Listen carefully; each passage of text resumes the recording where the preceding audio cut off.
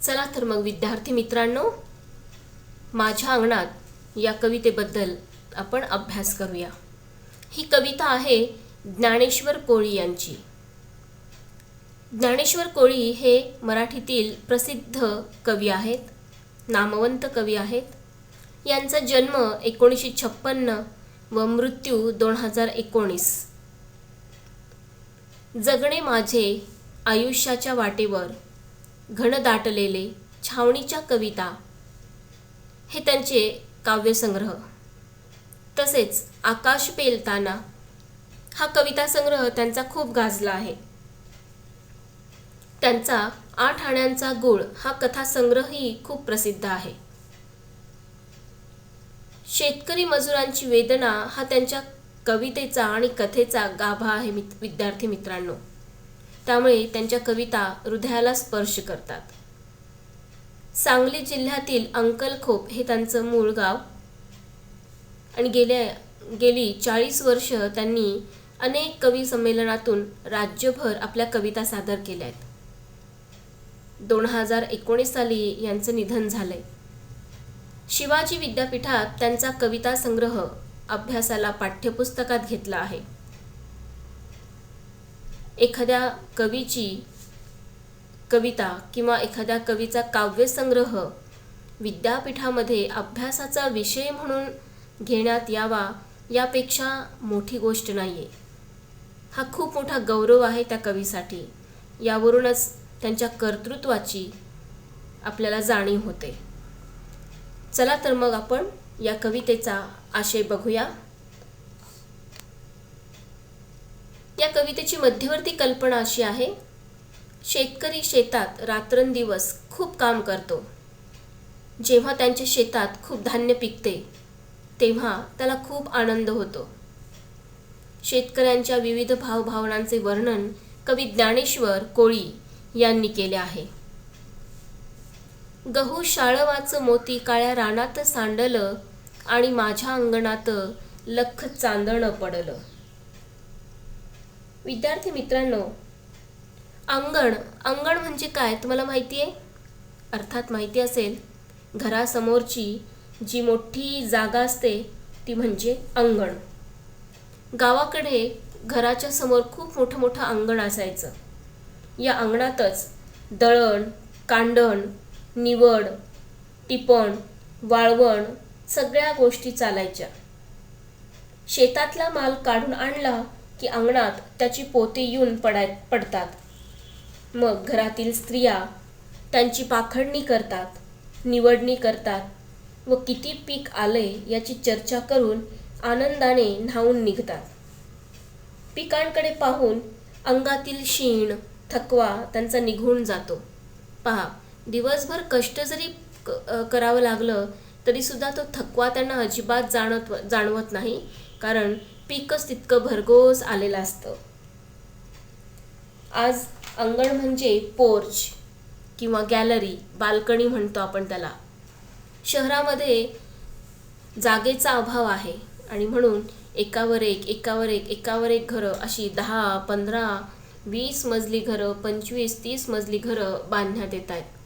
त्यामुळे घरात जागाही लहान आणि बाल्कनीला सुद्धा कमी जागा आहे। अंगण ही संकल्पना शहरामध्ये आपल्याला आता फ्लॅट सिस्टीममध्ये पाहायला मिळत नाही। पूर्वी अंगणात रात्री झोपण्याचे सुख अनुभवले जायचे। मीही ते अनुभवलं आहे। रात्रीच्या चांदण्या मोजत, गार गार वारा झेलत, रातकिड्यांचे संगीत ऐकत शांत झोप लागायची। पण मित्रांनो, आज हे दिवस बदललेत। प्रत्येक घराच्या अंगणात तुळशी वृंदावन असायचंच। सायंकाळी, रात्री या तुळशी वृंदावनासमोर दिवा लावला जायचा, प्रार्थना म्हणायची। हे सारं काही अनोखं होतं। ते वातावरणच वेगळं होतं। तर अशाच वातावरणाची एक झलक या कवितेमध्ये आपल्याला पाहायला मिळते। या कवितेतला कवी किंवा शेतकरी काय म्हणतो? गहू शाळवाचं मोती काळ्या रानात सांडलं। ग्रामीण शेतकरी आपल्या शेतात रात्रंदिवस कष्ट करत असतो, जास्तीत जास्त पीक यावं यासाठी चांगल्या दर्जाच्या बिया तो वापरतो, रासायनिक खतांचा वापर करतो आणि जेव्हा पीक चांगलं डौलदार येतं, गच्च भरतं, तेव्हा ते डौलणारं पीक पाहून त्याला खूप समाधान वाटतं, खूप आनंद होतो. म्हणून तो म्हणतो की गहू शाळवाचं, शाळव म्हणजे ज्वारी, गहू ज्वारीचं पीक, पिकांना मोती हा शब्द वापरलेला आहे. गहू ज्वारीचं पीक माझ्या शेतामध्ये भरघोस प्रमाणात आलेलं आहे आणि त्या पिकांचा ढीग, त्या पिकांचा प्रकाश, चांदण्यासारखा लख्ख प्रकाश माझ्या अंगणात पडला आहे, असंच कवीला या ठिकाणी म्हणायचं आहे. पहा, लख्ख चांदणं, लख्ख म्हणजे स्वच्छ, चांदणं, चांदणी रात्री तुम्हाला माहिती, रात्रीच्या वेळेस चांदण्या चमचमणाऱ्या दिसतात, चंद्रही असतो, ते चांदणं, तो शुभ्र चांदण्यांचा मंद असा जो प्रकाश आहे.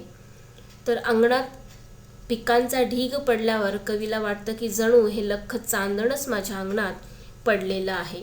गहू शाळवाचं मोती काळ्या रानात सांडलं आणि माझ्या अंगणात लख्ख चांदणं पडलं. काळ्या शार मातीतूनी मोती पवळ्याची रास, अंगणात माझ्या डुले रान मेव्याची मिजास.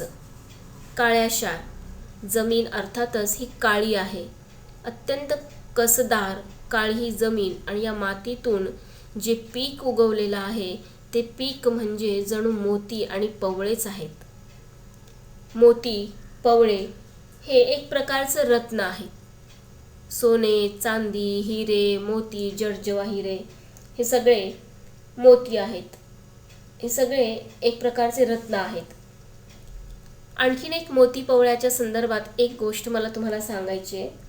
पूर्वी लग्न झालेल्या बायका ज्या गळ्यामध्ये मंगळसूत्र घालायच्या, त्या मंगळसूत्रामध्ये एक मोती आणि एक पवळा नक्कीच असायचा. काळ्या मोत्यांचं किंवा काळ्या मण्यांचं जे मंगळसूत्र असायचं त्याला डोरलंही म्हणायचं. त्या मंगळसूत्रामध्ये एक मोती आणि एक पवळा हमखास असायचा. पूर्वी ही पद्धत होती. आज बऱ्याच ठिकाणी पाहायला मिळतं आणि काही ठिकाणी पाहायला मिळतही नाही. तर हे मोती पवळे एक प्रकारचं रत्न.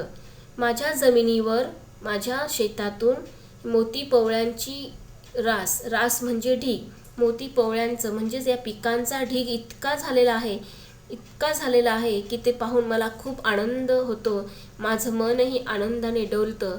एवढंच नाही तर रानामध्ये रानमेव्यांचा मिजासही पाहायला मिळतो. रानमेवा म्हणजे रानातील फळे.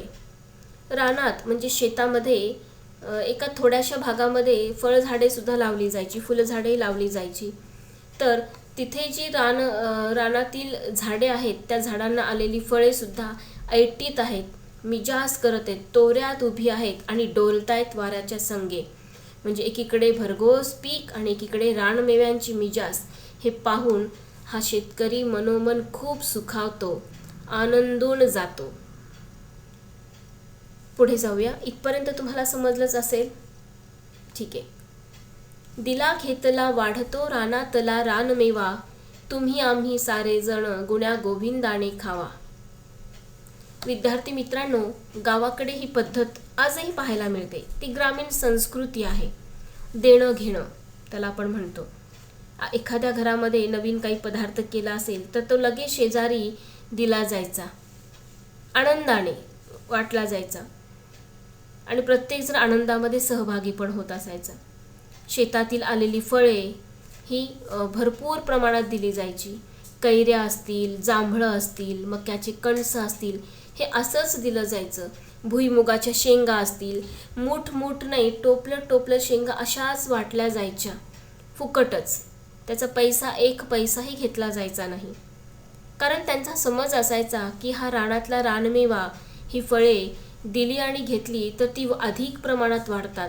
म्हणजे लोकांना जेवढा आपण भरभरून देऊ तितकंच परमेश्वर आपल्याला भरभरून देतो, ते कधी कमी पडणार नाही.